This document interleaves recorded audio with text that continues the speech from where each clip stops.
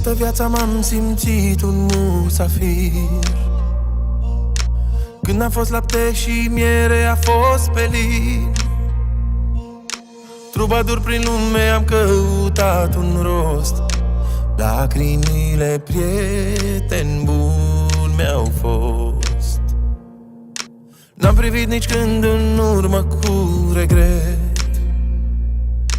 De la viitor ce e mai bun aștept. Când a fost mai greu am strâns din dinți tăcut. Și într-o zi zâmbind am priceput. Toți suntem pe un drum, pe drum, pe drum. E mai rău sau mai bun? Pe drum, pe drum. Ascultă ce spun.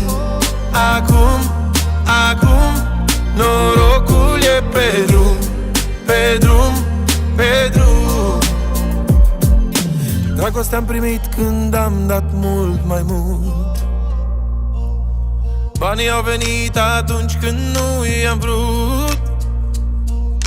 Am crezut că pot fi veșnic un rebel, până am plecat să cumpăr un inel.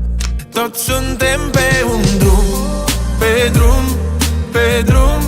E mai rău sau mai bun? Pe drum, pe drum. Ascultă ce spun. Acum, acum norocul e pe drum, pe drum, pe drum.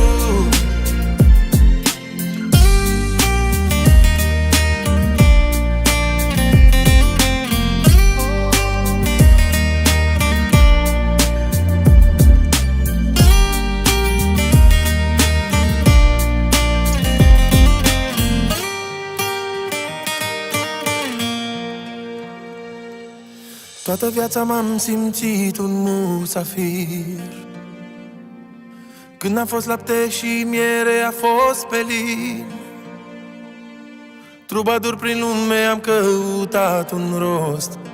Lacrimile prieteni buni mi-au fost.